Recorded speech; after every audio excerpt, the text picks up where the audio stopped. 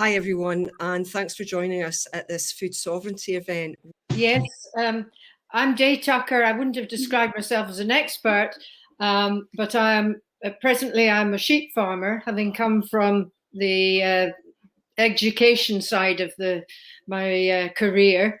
I decided on retiring I wanted to follow my dream, and we were lucky enough to purchase a farm. My husband, who was a vet, retired at the same time, so we now farm 400 acres in rural West Stirlingshire, and I have a sheep flock. And I'm a mentor for a new young farmer entrant who I'm hoping will be able to continue where I have left off. Hi there, I'm Robin Gourlay. I'm recently retired. I was a local government chief officer, but I began my career as a caterer and always held catering very close to everything that I've done. But for the last 10 years, I worked with the Scottish Government and Scotland Food and Drink to help create and implement Scotland's national food and drink policy. Good afternoon, I'm Wendy Barrie. I'm a cook and educator, and I publish Scottish Food Guide and Scottish Cheese Trail. I'm quite a campaigner with slow food, and really Scottish produce is best. So the subject of this meeting today is about food sovereignty, and I wanted to really talk to you all about that and your feelings about food sovereignty in Scotland. I don't know if you followed any of the events that we've done so far this week. Were there any things that you've seen this week in the events that have made you think differently, or do you want to tell the audience? We'll start with you, Wendy, and we'll go backwards and ask people, ask you all what you think about food sovereignty in Scotland currently and how it can be improved in the future. I think Jim Fairley has spoken a lot of sense. I've been listening into what he's been saying, and some of your other speakers I have heard, and I think, you know, it's very easy to kind of blame one thing, but there isn't. It's far more complex than that. It's never straightforward. So I am a great believer in starting them young, you know, getting the schools involved, education, so that they know what to look for, they know what flavors are about, and just keeping on that message and keeping it a very positive message, not a prescriptive message, because we need to change hearts and minds. And there's a lot of conversation about food poverty, which is very, very real, but a lack of understanding that you don't need to spend a lot to eat well in Scotland. And Robin, what are your thoughts so far? You know, has your mind been changed about anything that you've seen today or over the past week, or do you want to just tell us your thoughts about food sovereignty? I think food sovereignty for me means that people can have the ability to make their own decisions about food, and that there's a more localized focus on food consumption and production. I believe that Scotland is one of the leading nations internationally, and I don't think we give ourselves credit for that. Scotland's two national food and drink policies, Recipe for Success, which was about 2009, and then was supposed to be replaced by Becoming a Good Food Nation, and that was supposed to be enshrined in legislation, would have made Scotland the first, or one of the first, to articulate sovereignty in law. And I think we're slow about speaking about that internationally. I mean, since that first national food and drink policy in 2009, there's been massive progress on the food landscape. So food education, as Wendy says, there's been massive investment, huge investment, and massive progress there. The industry's ambition to grow the food economy to 30 billion annually.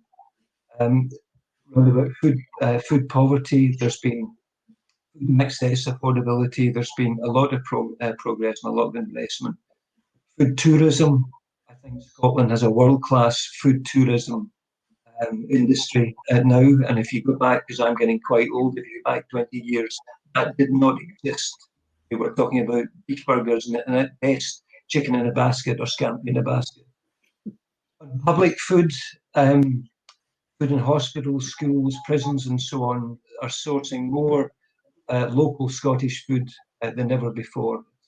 well over 50% now, and where 7 or 8 years ago, everything about was buying big from big contracts indiscriminately, didn't really care where the beef or whatever was coming from, as long as it was the right price, i.e.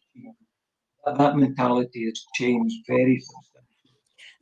That's really heartening to hear that these big public institutions are really starting to think about food sovereignty within their institutions as well. And I'm sure that Daye would be heartened to hear that and be aware of that as well as a sheep farmer. Now, and I've had a discussion with Daye before, because there's another concern that I had as a campaigner talking to smallholders, which is about abattoir sovereignty. We don't appear to be quite sovereign as far as slaughtering our livestock are concerned. And I know for Daye, it's quite important that she lives close to an abattoir for her livestock as well. What do you think about Food Sovereign Week and the things that you want to say to the audience about that day? I'm very heartened by the whole process that you've all put together, and to listen to our last speaker, Robin, there, who has been right in it from the start, and he has seen how far we have actually progressed. When I became a rural leader in 2007, one of the meetings we had was with the new organisation, Scotland Food and Drink. And we all stood around, most of us were farmers, but not all. And we were told about what it was all about and how much it would be to be a member. And we all looked at each other and we thought, there's no way our farms can afford to join this organisation. So even at that early stage, the individual farmers were kind of locked out. But in the interim, as Robin has said, things have changed and platforms have grown and people have cooperated and come together, and individual farmers have contributed to, larger groups who are then getting involved in more local food initiatives and working with the local councils. My own local council or local authority is Stirling, and it has done tremendous work with trying to get local food producers to work with the council and produce food locally. The same with East Ayrshire. They were one of the first local authorities to really start using their local produce from local farmers direct into their primary schools, where, and I hope they still have, but where every primary school had its own cook. We used to have our own cooks in our primary schools as well, but I don't think that happens anymore. I'm so old now, things have moved on, some things have moved forward, some things have moved back. But there's no doubt there is a shift and an emphasis in the direction of travel, and it's in a good direction of travel. But I don't think your average member of the general public is aware of it, and we need to shout more, as Robin has indicated, about the successes that we've got in that respect. I think also as well, I'd really like all of you to speak to the audience about what your thoughts are about Brexit and how that's affected our food sovereignty, and also this Australian trade deal as well. So, Robin, would you like to start talking about that first? I'm very worried. I'm seriously very worried about what it's going to do with agriculture in Scotland and the availability of food in supermarkets and so on. I think, in simple terms, if the lamb's going to come from Australia and New Zealand, what's that going to do to the agricultural hinterland of Scotland? I think it's very worrying. I think in the public sector, however, it may bring some advantages. I think under EU legislation, you let a public sector contract for a hospital or whatever, prevented from specifying local. Yes, you can use other devices about freshness and timescale from harvest to delivery and so on, but it's legally not possible within EU law to specify local. I think under trade organisation rules, there will be more flexibility to specify local. So that should be a benefit for the public sector and for farmers and producers in Scotland. However, it has to be said that the amount of produce that the public sector buy is only about 150, 160 million a year. Well, if you compare that to supermarkets and retail, who spend about who turnover is about 12.5 billion compared to the public sector spend 150 million. It's not, even if the public sector buy a lot more Scottish beef and lamb and general produce, it's not going to replace what Brexit might cost in terms of imports coming from New Zealand, Australia, the States, or wherever else. Well, that's a really interesting point. Wendy, do you want to comment on this? The Brexit deal and the Australian deal, what are your thoughts? Yeah, I find it all pretty disastrous. With the Scottish Food Guide members that are selling potato seed, selling cheeses, fisher folk, people that had exported a particular premium heritage lamb to Italy. Italy now shop elsewhere for it. There's been some pretty catastrophic sudden impacts on innocent people doing a fantastic job. So it really has been quite catastrophic. And that's before we even get into the staffing of the hospitality industry. I do not know of one person who is fully staffed. And so restaurants are going to, 4-day week, 5-day weeks, just so that they can have a balance of life and not all have nervous breakdowns. So, and that's more to do with Brexit than COVID. And of course, it does affect the food sovereignty because, the hospitality industry is all part and parcel of that flow of food in our nation. And both Robin and I visited some regions in Italy as part of looking at school meals at our own cost, just in case anyone thinks that was a taxpayer. And they take a national pride, and not a political thing, just a national pride in having Piemonte beef, for example, on the menus in Piemonte schools. And we've lost some of that food heritage culture, which is such a massive strength in Scotland. Somebody actually said the other day in public, Scotland doesn't have a food heritage. That is such tripe. We have an amazing food heritage, and I would probably argue that pre-war generations had a far better diet and a healthy and a rich, varied diet without the air miles and great food on the table. So, I have to say that I find that very ironic. I spent 8 years. I lived in 8 years in London, and the Aberdeen steakhouses were the premium place to get your steak. And I worked in restaurants for many years in London as well.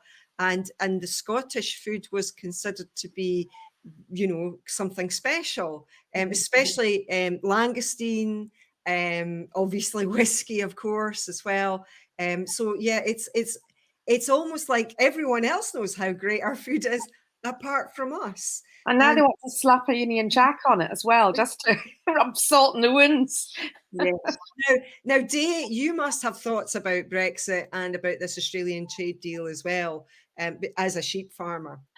I do, and I have very mixed, perhaps controversial thoughts on it, in that in the year running up to Brexit, I was absolutely terrified, and I was thinking about cutting my sheep flock right back, maybe even going disastrously to not even putting the tops out. Now, I'm somebody that has positioned my product at the top end of the market. So we go that extra mile to produce really high welfare standards in an environmentally superior area. We've got over 6,000 meters of hedging, quarter of the farm is in woodlands and rough areas. So we are the kind of farmers that make it to Marks and Spencer's as a select farmer. And I'm lucky enough to have my farm very close to Scott Beef, which is at Bridge of Allen. So none of my stock go to a market, they go direct. None of my fat lambs go to a market, they go direct to Bridge of Allen. where the deed is done, and then off they go to Marks and Spencer's. And for me, as a farmer who cares about my fleet, my sheep, that is as much as I can do. And we get buffeted by all the other things that are coming in from the side, but I don't get buffeted nearly as much as Scot Beef must do, because they're the ones that have to go out and position themselves in the global market to fight for their position. So in a way, I've been protected by Scot Beef and the other wholesalers who've managed to keep that position with Marks and Spencer's. So we haven't suffered as yet the effects of the cheap product coming in from Australia. It may yet come, but I'm just hoping that because we're at the top end of the market, my individual farm won't suffer. But, you know, we're a small number compared to the majority of other farmers that there are out there.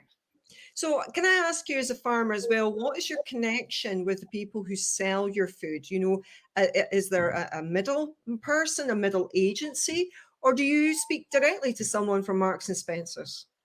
As yet, I haven't spoken directly to them because my direct contact is with Scot Beef, and we communicate with them all the time. We get inspected twice a year, and one of those is a sort of surprise inspection, so they come and they look. But they've always come away being impressed with what we do, and every year they come out and we've added on something new that has made things better. So I could, if I wanted, I suppose, contact Marks and Spencer's direct, because there is a buyer, there's a Scottish buyer for Marks and Spencer's, but I haven't felt the need to, because Scot Beef, we have such a really good relationship with them. And there's a young lad. They essentially advocate for you. Yes. Yes, they do. Yes. Okay. Yes, that's right. I would imagine that Scot Beef are then advocating for a lot of Scottish producers. Yes, we're the Bridge of Allen one is where only the select farmer produce goes to. You know, if they're not able to qualify for that, then you have to take them elsewhere. But anything that goes to Scot Beef goes to Marks and Spencer's, whether it's beef or lamb. Right, that, you know, it's so going on from both Brexit and the Australian trade deal, do you all want to comment on where you think we need to improve to make our country more resilient and more food sovereign? Robin, do you want to start? I don't know. I honestly think, I mean, I don't want to overplay the national food and drink policy and so on, but I think I've done a lot of work in Europe and some in the States. And I know that Scotland, in terms of its thinking, its strategy, the way that strategy is joined up between health, tourism, education, through forums like this and in other ways, I think we need to put the pride back into what we produce in Scotland and what we consume. That food education piece that Wendy was talking about, and what I was trying to convince you of, is that the components, the thinking, the strategy, the finance, the marketing, the bits are all there. But I think through the media, through fora like this, we need to treat food as something that is vitally important to Scotland and vitally important to every individual. And it's not sort of left the chance, and you know, we're fairly ambivalent about how food is produced, where it's produced, what we consume, and so on. That we treat food as a high priority, one of the highest priorities. I had in my time in the Scottish Government, I did advocate, for example, that local authorities will have a really strong health and safety policy, or equalities policy, or EPR policy, but no food policy. And I advocated very strongly every local authority, every part of Scotland should have its own food policy that explains how they support the local economy and how they educate people and how they deal with public health. Dealing with food as a high priority, giving it that high priority, I think what I would like to see. Okay, so how do we make that happen, Robin? Well, I'm repeating myself, but one of the things would be that that we should have a good food nation policy. It should be enshrined in legislation. That should enforce every hospital and every local authority to identify food and give it equivalent esteem to its health and safety policy. Yeah. Now, if you give a policy the same esteem as, say, health and safety, that means in economic regeneration they need to talk about what they're doing to promote food. Public health, they need to say what we're doing to ensure better food. In education and in social work, and all departments of a local authority would then have to incorporate food planning, town planning. How are you treating food as a product? How are you improving the food sovereignty of that local authority area? And then, so that would percolate through the organisation, and there would be finance, and there would be impetus, and there would be decisions that follow that. So I would say, yes, we need food sovereignty, or whatever we want to call it, the good food nation policy, and trying legislation, and that puts requirements on local authorities and other parts of the public sector to deal with food properly, which isn't happening at the moment. Yeah. And Wendy, what are your thoughts about improving food sovereignty in Scotland? Couldn't agree more. I'm 100% behind the Good Food Nation. I think where we have to be careful is that not all our food is great. I think we have to accept that, whilst I'm so passionate about Scottish produce, I wouldn't buy all of it. And I think I should have a little bit of honesty. And I think where there is a danger is that you're always as good as your weakest link. So if you have some of these kind of bodies that are responsible for a meat or a fish or a grain or whatever it is, there is that slight, I'm being a bit controversial here, but there is a slight feeling for the body that for the greater good, the marketing department will say that they're all marvellous. Actually, they're not necessarily all marvellous. Some will be exceptional. Take meat, for example, Daye. Some will be exceptional, and some will be pretty ordinary at best. And so I think there are some that might like to think about how they farm and be more regenerative. And look at the amount of grain that they give beasts, or look at the amount of sugar they put into something. And one of my pet hates is this word reformulation, because that is not an entry point to stick in fake sugar and sweetener instead of natural sugar. That's a complete no-no in our house. But I think we need to think about and we're honest and transparent look at the food, because we have got great food, but we shouldn't be too excited saying it's all amazing, because somebody will come along and trip us up on that one. So I think we need to be transparent and improve it all the time. Yes. That's a fantastically interesting point, Wendy. I'm fascinated by that. Daye, what do you think? What do you think we should be doing to improve food sovereignty? Yes, well, as Wendy says, you can get some farmers who are producing Scotch beef, which used to come under the PGI of Scotch beef because it was accredited by QMS. And they could be having to use something like 12 kilos to produce 1 kilo of beef. Whereas another farmer down the road, he's maybe producing beef that's only taking 6 kilos to produce 1 kilo of beef, because he's got such good grass quality, or he's got a better climate, or just his farm has better soils. There's all sorts of different ways of looking at it, because if you take, for instance, our heritage breeds, they take twice as long to mature. And then you come up against the conflict of the climate change challenges and methane and all this sort of thing. But the meat is so much better, and it's grass-fed. But it's taken that length of time, so that then people get a dig at it and say, oh, but it's no good because, they're pumping out gases for twice as long as the other fast-fed ones. And we really need to be, as Wendy says, a lot more honest about the different systems that we have for finishing our product. Yeah, these are both really fascinating insights and things that, for me as a non-farmer, I'm finding really, really interesting. I'm sure the audience are as well. Mhm. Yeah, Robin, do you want to add anything to that? I think there is some risk in terms of Brexit and all the rest about seeing Scotland as a premium produce. I think Yes. it's going to be under attack. Um, yeah, I fear for it a little bit.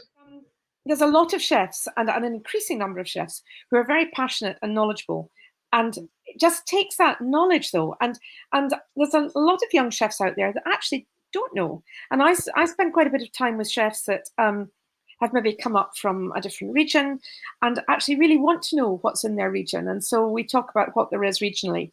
And so I'm worried about Brexit, and I'm worried about the lack of staff they have as well. But we do have a massive potential, and I do believe that Scotland has it in spades. But I do think sometimes we have to realise that we need to be more specific about what we have got, and think about the breeds. There's a lot of commercial breeds that aren't suited for where, and this is where I come onto the land use. There's things that people complain about the sheep and the kick on the cows, but if you've got the right breed in the right place, it's doing perfectly, thank you very much, and it's not causing climate any trouble. The methane is a cycle. They're eating what's out there. They're eating the macher or the heather or the pasture or whatever. They're not touching grain. Nobody's growing soya for them. And there's housing estates growing up near us, and they've got big concrete driveways, sterile lawns. And if you go to Italy, they're all growing vegetables. They might even have some hens in the back garden. So, there's there's a lot we can do to change hearts and minds. And I'm not 21 anymore, and my folks are from Dundee, and I remember market gardens. And it was great to see that. And my husband's Swedish, and in Sweden, there's initiatives where a farmer allows community growing in a field beside the small town, and the community grows there, and the community can harvest vegetables from there. And it's not a big bit of land, but you get this nice, and it's education as well, because the children know where food comes from. So, there are things we could do, some nice lateral thinking that isn't rocket science, that I think would improve our food heritage and our sovereignty. Yeah, I have to say that whenever I see a concreted up drive, it breaks my heart. I just think, no, this is so bad on so many levels, and not to care enough about that little bit of land that you've got in front of your house that you can't just, grow something in it, and you're just, for me, it's quite sad to see that. And it adds to the flooding, which we then blame on climate. Absolutely, of course. Yeah, I think probably in the first instance, I just see it as a loss of green space. But yeah, the problems that it caused with flooding, it's another issue. And in fact, I wonder if other countries maybe take a different attitude towards that, where they say you can't do that. Certainly in the Netherlands, where I lived there for 5 years, they had different ideas about keeping control of certain things that people did with their houses, and I think that's probably one of them they should think about. Yeah, Wendy. We need to kind of really understand that we're facing a very difficult period as a whole country, as Scotland as a whole country, because I think we're going to be impacted much more seriously in many ways than the rest of the UK by Brexit, because we were very dependent on our European people in things like meat packing and abattoirs and in all kinds of parts of the food industry.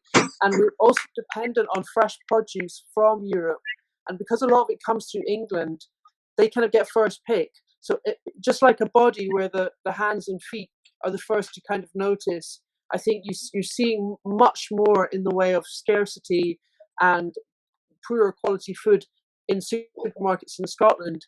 And it's not easy for us to turn around. Like the Clyde Valley used to grow a lot of tomatoes. That doesn't happen anymore because we really rely on supermarkets, and they operate in a very just-in-time, very competitive market. It's not their job to really think about food sovereignty. And I think the risk is that prices go up rather than down.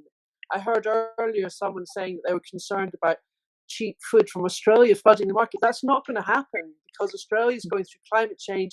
They can sell their produce to China we're already in danger of having to pay a lot more for food that comes from Europe, because it's a lot more hassle to sell it to us. We're also, our exports are massively impacted, and we saw the GERS figures come out recently about the Scottish economy. But how can you even think about the Scottish economy without mentioning Brexit? Because we're actually the only part of the UK that exports more than we import to the EU. And our exports are hugely impacted. Whiskey is down a lot, fresh food and produce is down a lot. So as a country, we really are going to be struggling. And the main thing that we are facing at the moment is food poverty. And that's going to get even worse. You know, the bottom 20% of people are really struggling to get fresh fruit and vegetables. And we don't understand, because we just take CAP for granted. If you live in America or Australia, in Australia, poor people can't eat avocados. In America, poor people can't eat tomatoes. They just can't afford that. They can afford cheap meat because agribusiness can provide that, and cheap wheat, but they can't afford fresh fruit and vegetables. And I don't want to see a Scotland where, you know, 20% of people can't eat fresh quality produce. And I think what is even replacing CAP, nobody even seems to know, but CAP assumes that the consumers don't have to pay the cost of producing the food that you buy. She's absolutely right. The waste is massive. The food poverty is massive, but I think back to the education, I think the school meals is a way into that, broadening it out more. You know, there are places in Europe where other people are fed through school kitchens, you know, so that you're actually giving good meals rather than giving money that might be spent on something else, you know, so that, you know, you're nourishing the body and the soul and the mental well-being at the same time. There is a danger that the food poverty is not really being solved with food that isn't necessarily what they should be eating. But I'd like to home in on the waste, because in the south of Sweden, there is zero food waste. There's zero landfill as well. And I think we really should be investing in biodigesters and using the energy to heat towns as well. I mean, we dispose of no food waste from this house. It all goes into the garden. And as I say, in Skåne, it gets offered as peanuts for farmers. I think it's a nominal coin just to help yourselves. But there's also the biodigesters, and there's also warming, providing the central heating. So there's so many options for being zero. But of course, at the other end, there's the wastage, you know, the knobbly carrots, etc. And that is, you know, the food waste from people's fridges. And I'm delighted there's a new campaign started up in Glasgow. I think it's Step Up to the Plate or something it's called, which sounds really, really promising, to try and really get this in gear again. But that is part of that Good Food Nation bill that Robin mentioned. And it's so important, it's vital, because millions, if not billions, is being wasted. Yeah. Yes, I think there's a theme coming through here. And it's all about what other countries are doing very successfully. And why are we not learning from what other countries are doing? My daughter lives in southwest France, and although I don't get to see her very often, it's quite a different lifestyle. There's obviously more respect for food, always has been in France. And the school, everything about where your food comes from, how it's grown, is embedded in their education system and all the way up. They also have much more egalitarian ways of looking after the land. When we went out on an Erasmus trip with two young farmers that I took, we were amazed when we were all sat around the kitchen table and we looked out the window and I could see these lollipop hedges. And I said, why are you not planting them up so that they're much thicker and birds could live in them? Oh, well, we're not going to do that just now because we're about to have a meeting to decide who's going to get this field and that field, and we might merge that field so the hedge will just be grubbed out and it'll become one field. And I thought, wow, they get on so well with each other. You would never believe that the French, who are always having revolutions, actually cooperate with each other. Whereas over here, our farmers just don't cooperate with each other. And their bit of land is preserved and protected and it's mine and you're not having it. And, you know, the big guys will buy out the little guys. That doesn't seem to happen in France. They do cooperate, and their land use policies are quite different from ours. So yeah, I think we should open our doors and get out there and learn, and let's bring the Erasmus campaign back again. Yeah, I think you're absolutely right. And I think on the mention of revolution, we should finish this section before we go to the next section. I'd like to thank you all for joining us on this session. Thank you so much. Pleasure. Thank you. Bye-bye. Thank you.